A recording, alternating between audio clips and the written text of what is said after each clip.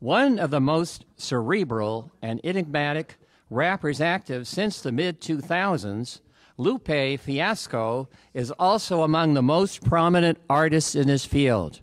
He energized hip-hop with his debut album 2006's Food and Liquor.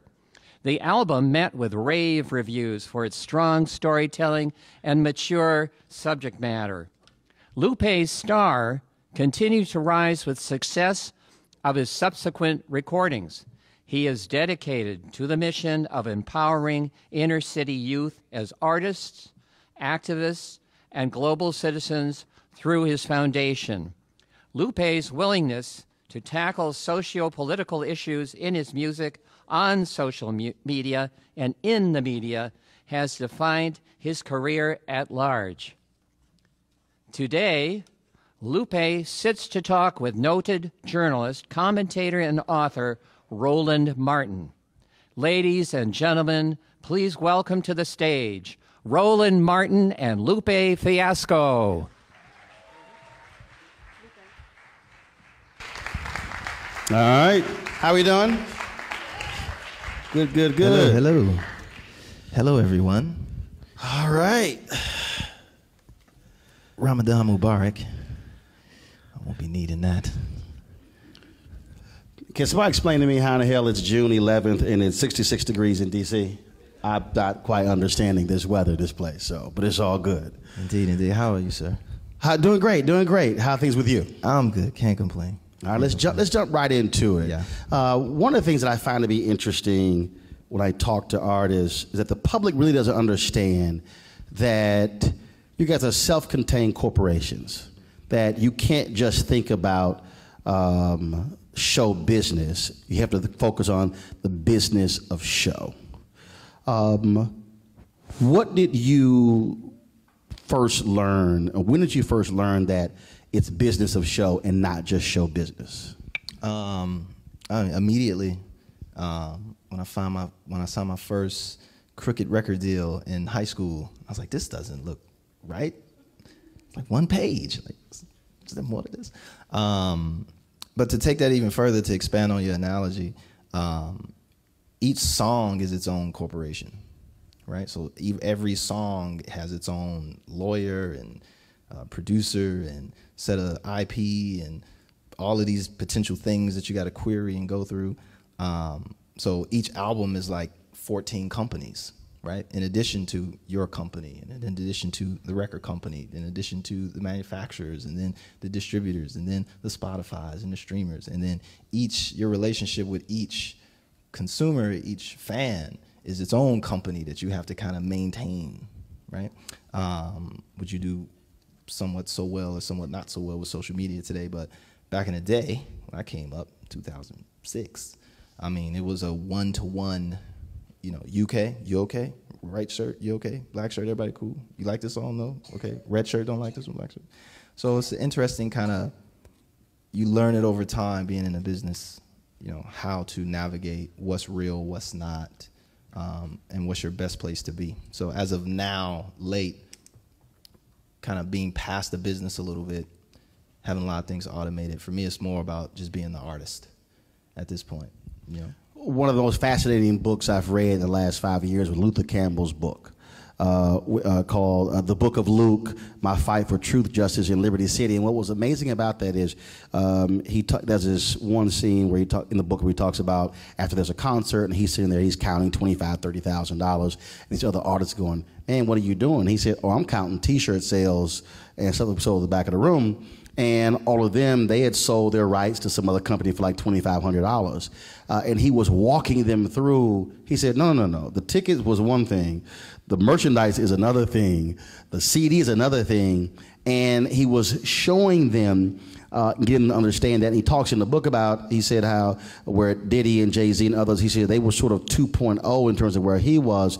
He would bring guys down. They would see how he was focusing on the business side of it. And it's amazing that a lot of people have these great ideas. They don't understand that, no, when you're an entrepreneur and you better focus on every dollar. Again, it's multiple businesses. Even when I take artists with me on tour, they see that. They'll see merch. It's like, oh man, you making your own merch? Like, yeah, you need to press up your own T-shirts, and you know, you might make $20 a night, but that's $20 more than you didn't make, right? And understanding cost per shirt, bulk, exactly, who you do it with, the whole range of things. And some people are just pure artists, and it's not their piece. And it's important to make sure that they're able to find proper management or the proper team. If it's not a manager, it's a team of people who kind of have those expertise or that will to work in those different capacities. You have some people who, they don't even worry about the merch. You know, for them, it's, I'm about this stage performance, and that's what that is, and that's fine, right? You're mastering your craft. Some people can diversify and able to navigate all of the other kind of potential business opportunities within. And beyond that, even institutional opportunities and things that aren't necessarily business, was like, you know, public speaking or, you know, going and talking to academia or something like that. So there's all these different opportunities for artists, and some people just don't have that will to do it. Some people don't have the capacity to do it. And some people do it all the way, you know, so. I was in a meeting and an executive who said, whoa, you're not just a guy who's talking on television and radio. And I go, no, I can take that hat off and put the business hat on. Because growing up, my grandmother had a catering business, which I work with. My mom had a cake business tied to that. My dad was the cook. And so for me, from 7 to 8 years old, I sort of was operating in that business environment. For you, what was your life like as a child? What were you seeing, studying, and hearing that put you in a position to understand the business side of what you do now? My family are serial entrepreneurs. My father, our family business was martial arts schools in Chicago. And then because he was in the military, he's Green Beret. I think he was Green Beret, some secret special force or something. Something that could kill you pretty fast and you wouldn't know. Real quick.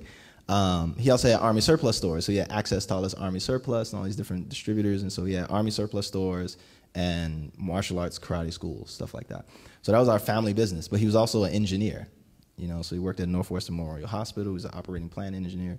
So he just had multiple jobs. He also played the drums and did music and did these other things, so he was just this polymath. And you watch him, in addition to my mother, who was a chef and a model and some other things, and it was like, oh, we got to get it how we live. Like, this is, you know, you got a regular job, then you got 10 jobs. You also got these other jobs.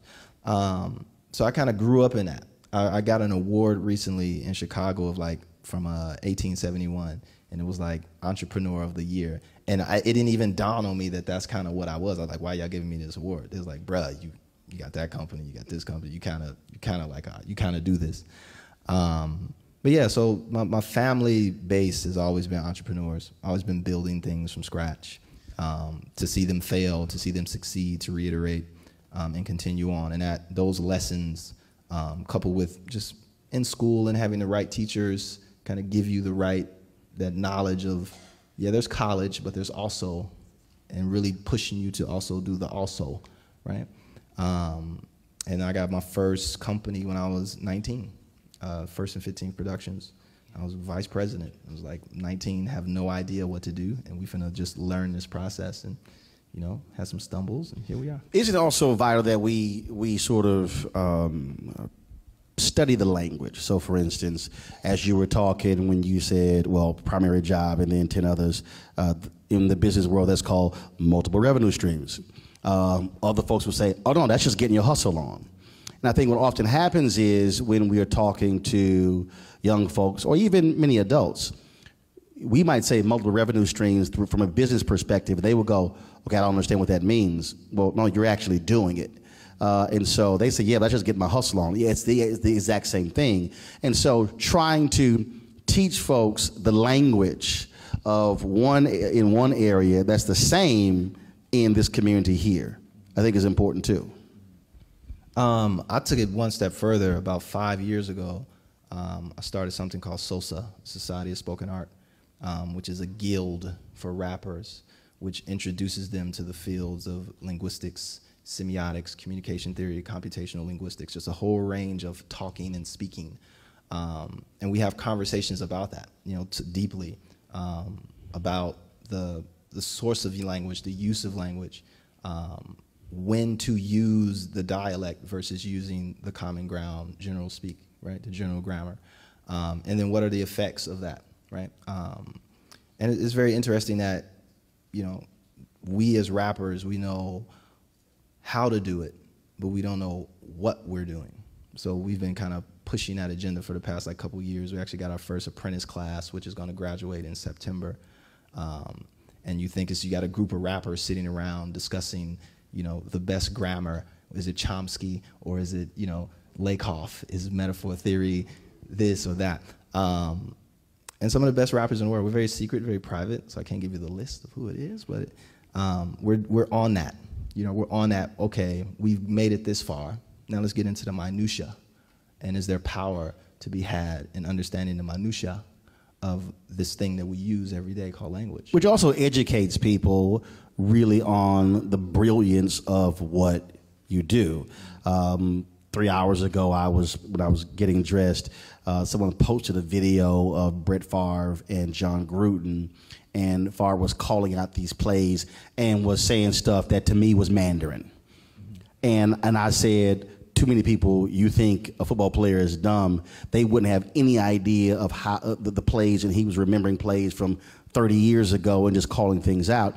Well, the same thing, when you look at when Ice-T did his documentary on rap, how Chuck D, how he sits and writes music and how he goes through it. I mean, the brilliance of that, and I think a lot of folks simply don't appreciate that it's not just somebody just getting up spouting something. No, I mean, there is thought, there are things behind it that plays a role in terms of why folks have been successful for more than 20, 30 years. I mean, we're masters of metaphor, we're masters of the narrative. And if you look at how metaphor is relevant to every capacity of life that we use, that we walk, some metaphor is so tiny that we don't even recognize that we're actually using it.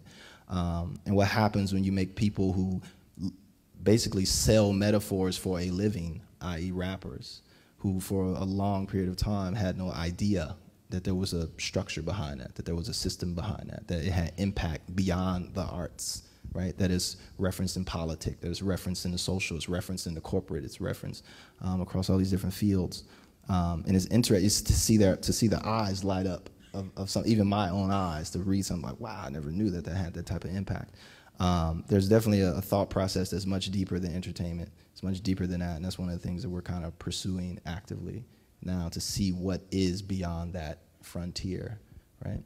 As you talk to the folks who are coming through your program, are you seeing them, where the light goes off for them when they realize that that this is not just about being on stage and performing, that it really is about you are creating something that is providing jobs, benefits, and resources to multiple numbers of people, and that in many ways that then spins off to people who are buying homes and who are saving money and sending their kids to college, and so it's just much bigger than just a song, a hook. It really is. No, this is an industry.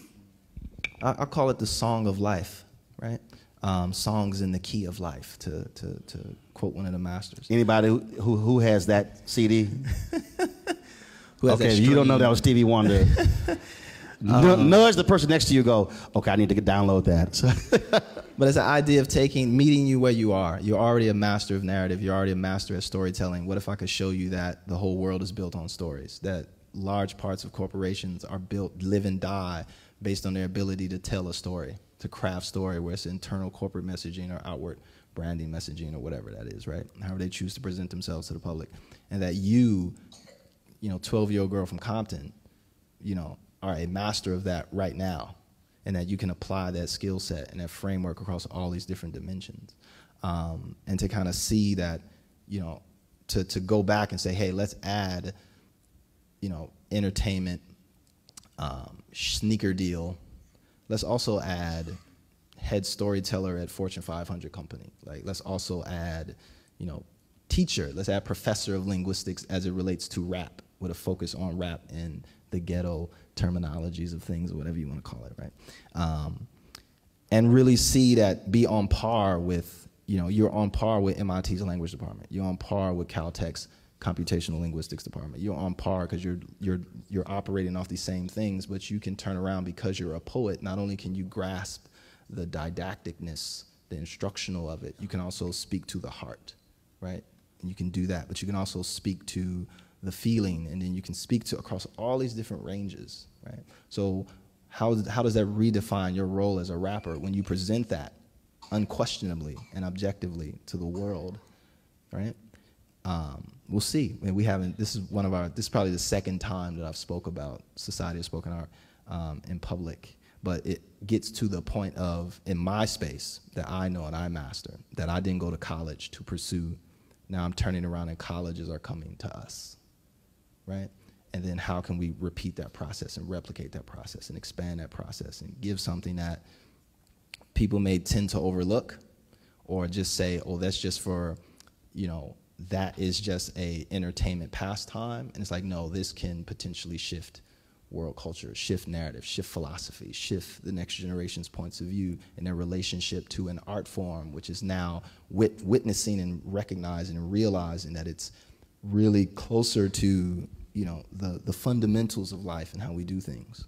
How do you walk someone through the process of who is afraid of the largeness of a vision when other people don't get it?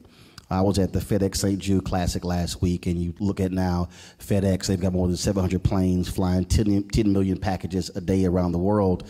Yet when the founder was in college, he got an F on his paper because his professor said this would never work. He's a multiple billionaire now, Mr. Smith.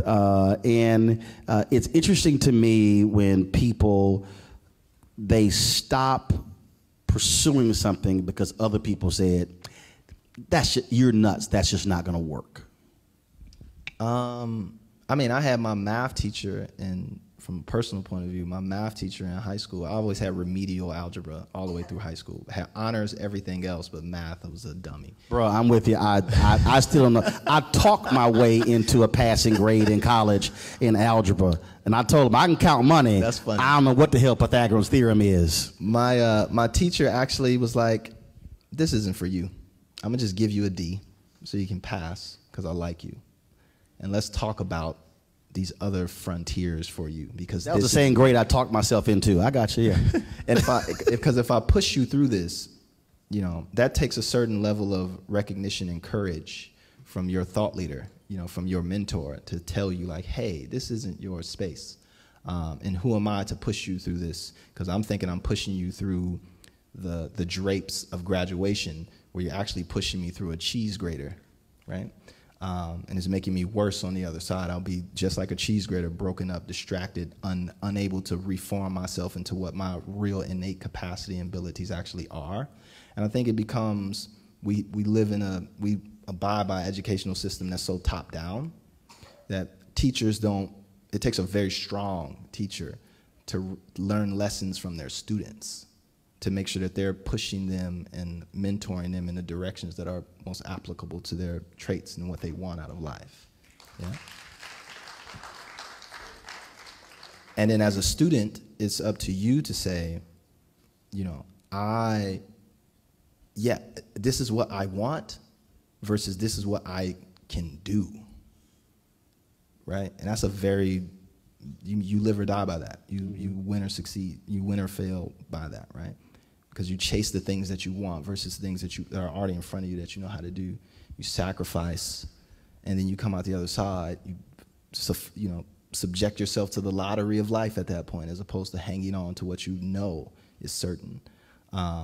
So I mean, I love the wild stuff. I tell people all day, you know, chase the wildness of life.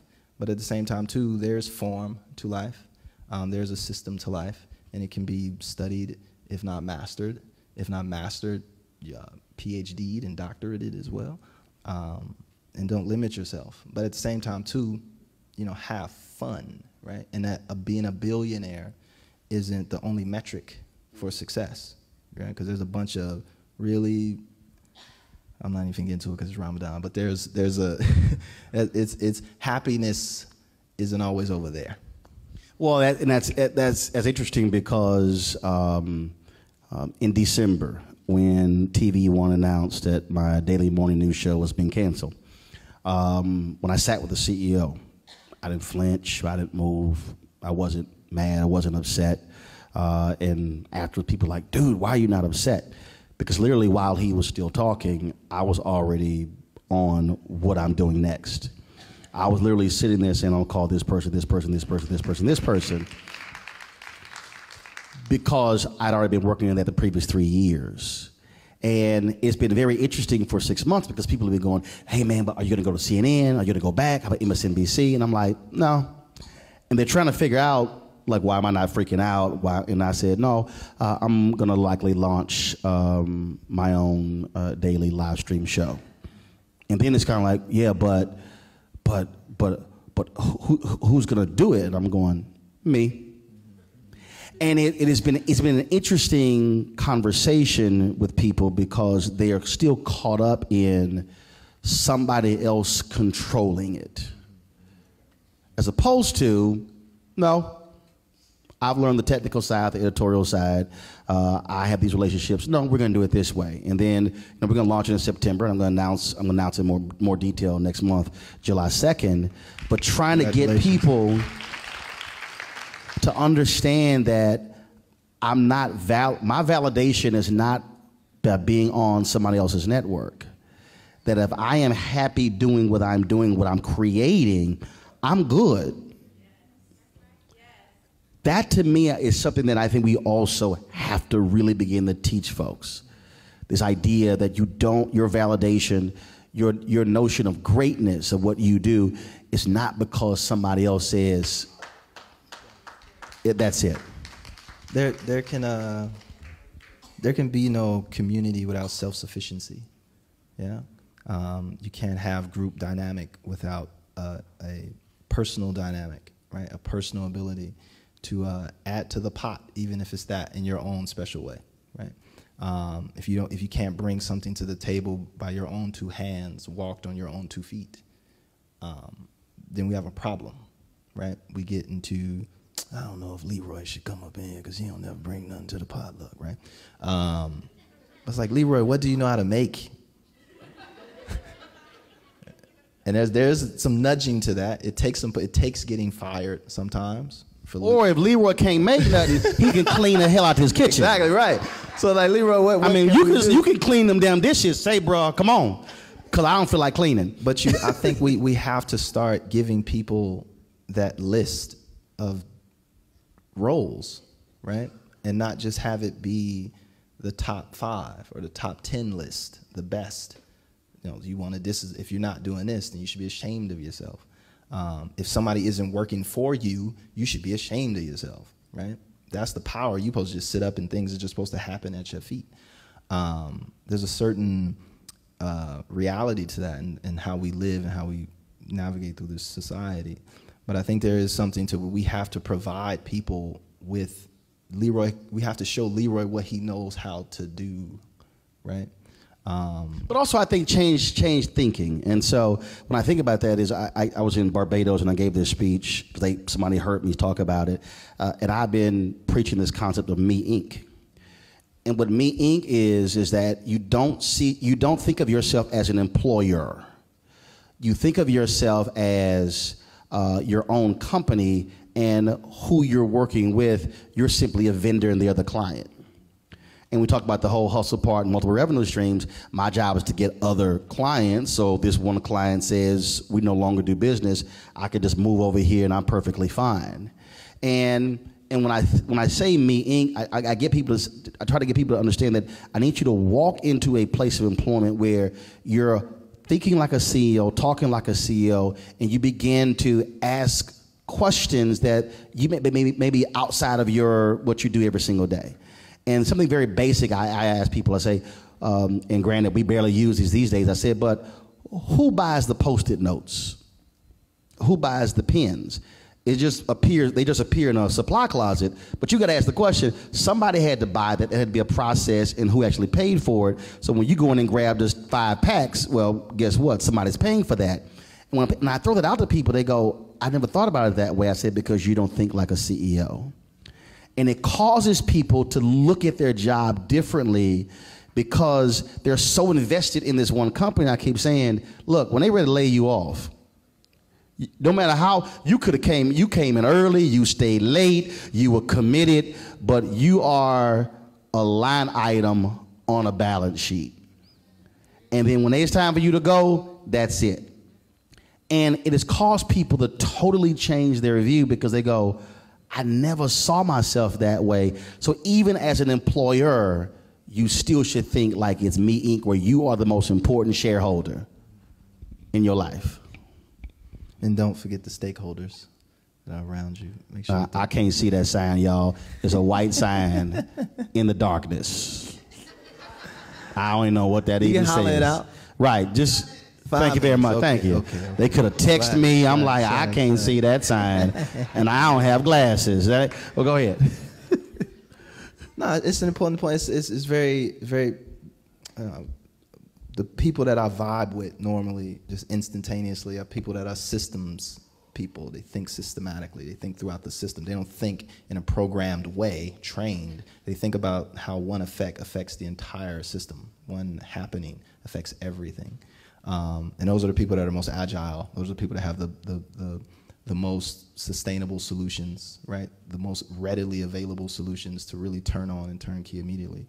And there's something to that, but it is still something that needs to be mentored, and it still needs to be something that needs to be tutored into a person, so they can see it and have the case studies and taste the failures and taste the defeats, but also taste the successes and the championships and what it takes to become a systems thinker, to think about, here's this traumatic event, let me just focus on the dude who got shot and the dude who shot him, but you're not thinking about the kid across the street who was upstairs who heard the gunshots, right? And he's the guy who's making the decision whether he's gonna become, the senator, or if he's gonna, let that fear kind of collapse him back into just becoming something milquetoast or mediocre. But that's the part of it is like when you step into a situation, let me look at all the pieces and parts of this, to your point. Post-it notes, pens, water fountains, the lights, the janitor. Let me, really immerse myself, even if I don't get the job, right? Even if I'm interning, even if I'm just, I don't want to call it goofing off, but just to be constantly aware of all of the parameters of the system not going down. So, that's one thing that for you entrepreneurs out there, whatever level of success that you are in, there's something to thinking system-wide as opposed to just thinking about your specific role. I'm a huge reader. I still read 7 to 9 books at one time. I used to read 300 books a summer as a kid. And there's always something you can take away from a particular book that helps you with business and understand different things. There's been a particular book that you've read that folks might be shocked by, where you really learned a lot from that just wasn't traditional. Yeah, there's a brother named Dr. Vincent Brown, who's a professor of history at Harvard, who I work close with on some projects, actually with Society of Spoken Art in different ways. But he wrote a book called The Reaper's Garden, and it's about The Reaper's Garden. The Reaper's Garden, okay. And it's a really focused, detailed account of slavery specifically in Jamaica. But he kind of goes around the area, that arena, and the relationship between Great Britain and Jamaica in that whole piece. Why that specific piece? Maybe because it's in English. It's probably it's the latest part of the slave trade, so it's probably the most documented. You get to see the whole piece, as opposed to if you focus on Spain or Portugal or something like that. But anyway, somewhere in the midst of that book, he brings up, oh, no, I'm so sorry. I was finna go off on a super tangent. Apologize. It's not in that book, but get that book, it's nice. What I meant to say is I am not a reader. I watch documentaries. Okay. So I get my fix. And was watching Skip Gates. And he did a piece on slavery again. And he went a piece on Haiti. Mm-hmm.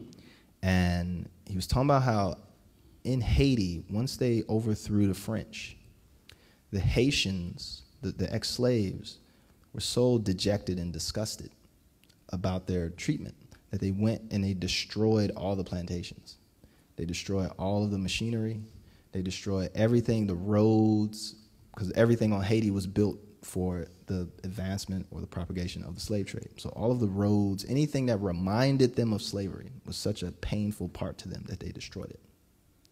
And then what happened was they also destroyed the only thing on the island that made money. And it was the Haitian mistake, air quotes on mistake is what I called it. And it was, again, that systems thinking. It's a paradox, because in one capacity you applaud that, actions like that.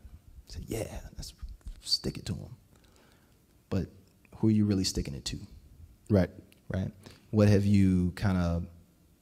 trap have you put yourself into? When do you let the emotions cease? Mm-hmm. When do you let the intellect take over? Right? When do you think of the long term versus the short term? When do you think of the public versus the personal? And that is an example of the most dire condition, the most prima facie example of that. But then you think of something like the Holocaust, where Auschwitz is still standing. You can visit it today. It's a museum. I've been there. Never forget. Never forget. Right? And then what does that empower? Right? So it's so many things in that as a poet that I can start breaking down mm-hmm. and going into the rabbit holes of making that make meaning. But that idea of the Haitian mistake always sticks to me, and I carry it into business. I carry it into everything that I do. It's like, hold up, before I get super mad at this dude, or super mad at this situation, or kick this producer out of the studio, or do this, that, right? It's like, let me just make sure I'm not making the Haitian mistake, right? Mm. Right? So yeah, that's that piece. So yeah, but I can't do 300 books. I'll go crazy. Well, I know you don't, so you don't read. Luckily, this was a document. I read, but I don't read. That's what I mean. That's what I mean. Well, you said I don't read, but I got you. I listen. I got you. I read with my ears. Well, luckily this was a documentary and a book. So there was a documentary on Jerry Weintraub, and if you're an entrepreneur, or you want to be an entrepreneur, you should get this book. It is not a business book. It is not. But it is called "When I Stop Talking, You Know I'm Dead." Useful stories from a persuasive man, Jerry Weintraub. So Ocean's 8 came out this weekend. Well, he was the producer of Ocean's 11, 12, all of those different movies. And it is an unbelievable book because he's talking about all his different stories and companies he's run and mistakes that he's made. And he tells this great story in the book where he was promoted for John Denver. And they were somewhere, and John Denver was just going crazy. He was calling every single day. He was losing it. And so he calls Jerry, and Jerry says, "John, it's okay. The tour will be fine. I fired Jimmy." John goes, "Thank God. Is that going to fix it?" He said, "Yes." So John Denver goes back. He called all the crew together. He says, "I talked to Jerry. Everything's fine. Jimmy is fired. Tour's going to be great." Jimmy never existed. Jerry said he was going crazy. He said he created Jimmy. And he said, "No, Jimmy's now fired." And there's all these different stories in the. First of all, it was hilarious as hell that he would think this one dude is responsible for the whole tour being screwed up. I laughed because I did that. I had Samuel Daniels, who was my agent. And if anybody random came up to me, he's like, "Hey, let me check out this mixtape. I need to run it. You want to come do this show?" I'm like, "Oh, yeah, talk to Samuel Daniels." Yeah. And it was me like, "Yeah, what's going on? So let's talk this business." You created, and it was just an amazing, and he has all these different stories that you can learn from as an entrepreneur, as a person who's a visionary. And I was reading on the train, and I finished, and I said, I need to tell this dude. I mean, his book was just phenomenal. So I called the studio. He was on the lot, and I called the office, and I said, "Hey, I want to speak to Jerry Weintraub. I just want to tell him how great the book is." And then they said, "Well, he's not in," and leave a message. Great. About 15 minutes later, my phone rings. "Roland Martin, Jerry Weintraub." I'm like, wow. And so we ended up talking. I just told him how great his book was. He goes, he's like, "Well, I really appreciate that." He said, "You get out to L.A.?" I was like, "Yeah." He said, "Well, next time you come, I'll take you to my favorite eating place." And so he gave me all of his numbers, cell phone, home number. When I went to L.A., we met, had this 3-hour lunch. It was unbelievable. But it was one of those books and one of those documentaries that I don't care where you are, you can learn so much from that's not traditional. And the point there, this is the last question for you, is for people to understand, you don't have to learn things to be an entrepreneur solely from MBA books, or solely from business books, or solely from business documentaries. You have to look at multiple places where you can learn things from and take something from and apply to what you're trying to do. What was the question? For you to expound on that. Oh, Teg, it's an expansionary piece. See, that was so like an like, that's summed up. You want me to, autograph? You just painted it. Autograph to paint. I mean, the book of life, right? The school of life. These aren't arbitrary phrases or metaphors, right? It is a learning experience, right? The most asymmetrical sometime approach, the most non-traditional approach is the right approach. Other times it may not be so, but it's you having that ability to, understand when to press the button and when not to. But I think for entrepreneurs, and I always say this, because you have to be careful, deadly careful, because Isaac Newton wrote Mathematica Principia. Did he make money off that book?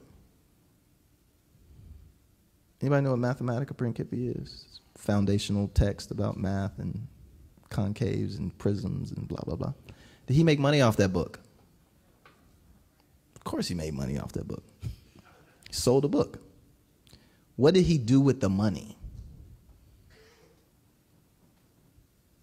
He invested it. What did he invest some of that money in? Slave ships. This booming entrepreneurial startup business called slavery.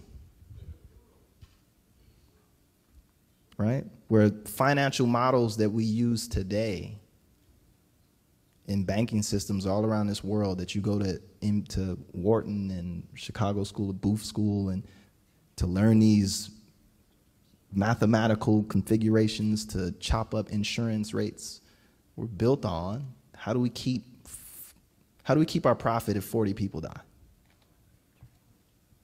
Right? So be careful about the business that you're in. You got to come from the heart. You got to work from love. Making $1 billion isn't a success. Exiting isn't a success. Creating the next great app to wash somebody's dishes. Success is, have you positively impacted somebody's life for the better?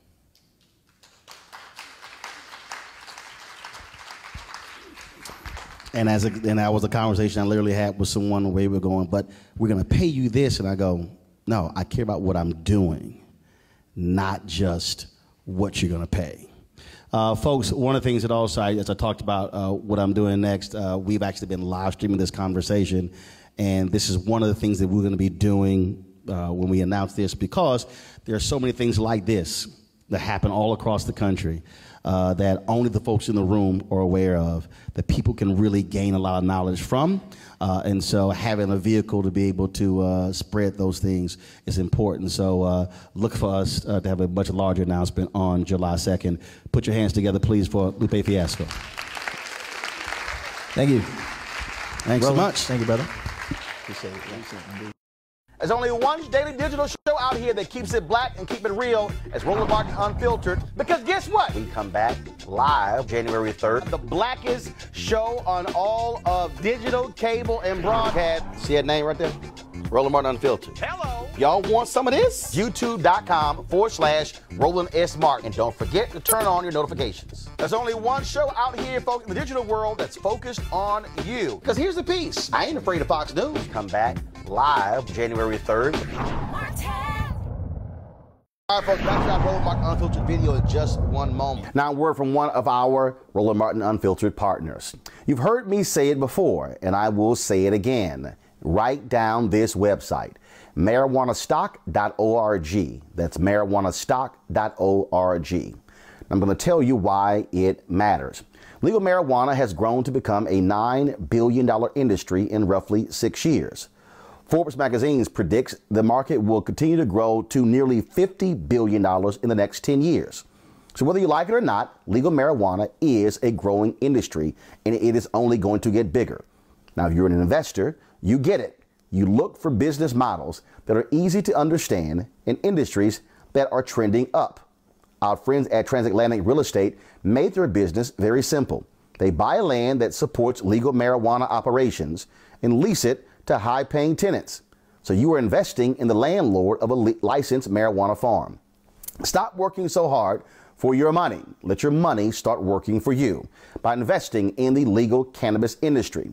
You can invest as little as $300 up to $10,000. But you can't wait. This crowdfunding opportunity is only available for a few more days. They say that you either make things happen, watch things happen, or sit around wondering what happened. Don't be the person watching and wondering. Don't let another investment boom get away from you. It's time to make something happen for you, your finances, and your family. And don't forget my pro tip. To be included, you must complete and confirm your application. And be sure to complete the process. Go to marijuanastock.org. That's marijuanastock.org. Get in the game, folks. Do it now before time runs out. Now back to your Roland Martin Unfiltered video. You want to support Roland Martin Unfiltered? Be sure to join our Bring the Funk fan club. Every dollar that you give to us supports our daily digital show. There's only one daily digital show out here that keeps it black and keep it real. It's Roland Martin Unfiltered. Support the Roland Martin Unfiltered daily digital show by going to RolandMartinUnfiltered.com. Our goal is to get 20,000 of our fans contributing $50 each for the whole year. You can make this possible. RolandMartinUnfiltered.com.